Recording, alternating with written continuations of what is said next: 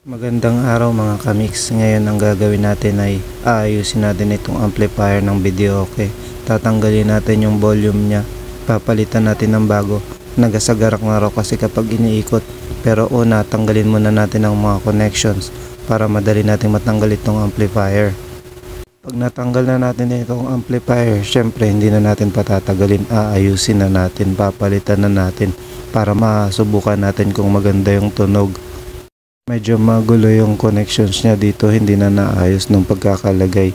Mamaya may aayusin natin yung lagay ng connections na ito. So yan, tanggalin na natin.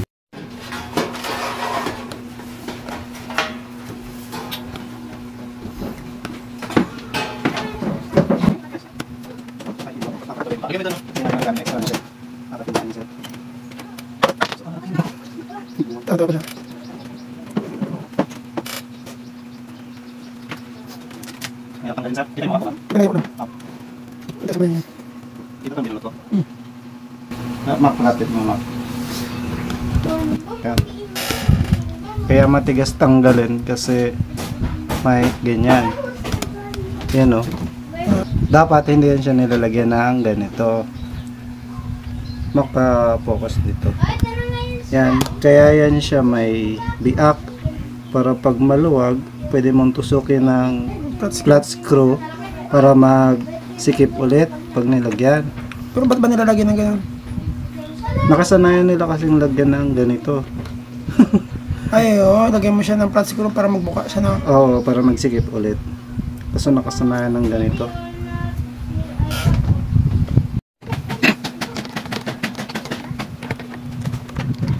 Buti ba rin siya tatlo lang yung bukas natin. Dito rin sa iba na bombard.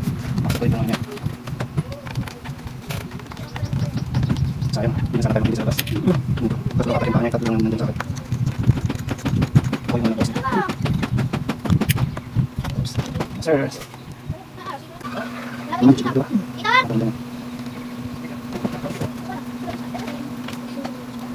Hindi ko pagkakita ko niyo dyan. Hindi niya nakapalify. Hindi niya nakapalify ka ganun.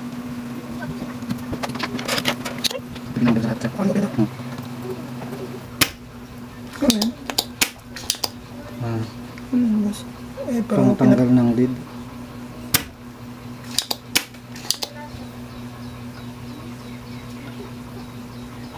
Tinutulak niya. Hinihigop niya para matanggal yung lead.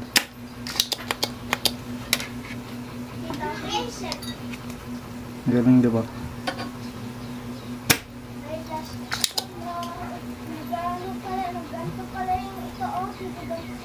So yun mga kamix, maswerte tayo na tayo yung nakabukas nito. Itong amplifier na to ay simula nung binili nila sa Videoke kasi ito nakalagay. Hindi pa nabubuksan, tayo yung unang nagbukas. And yung papalitan lang naman natin is yung volume control. So madali lang naman ito. Natapos ko na nga pala tong palitan ng volume. Ito na yung bago. Nakalimutan ko kasing videohan kanina nung pagpapalit na sobrahan na sa busy. Kaya hindi ko na nabidyohan. Ito nga pala yung luma. Ito yung tinanggal ko kanina. So wala na to. Tatapon na natin yan. Ibalik na natin para masubukan na natin yung volume kung okay na, kung gumagana. Pero usually gagana naman yan kasi bago yung pinalit natin. Tinanggal na natin yung luma.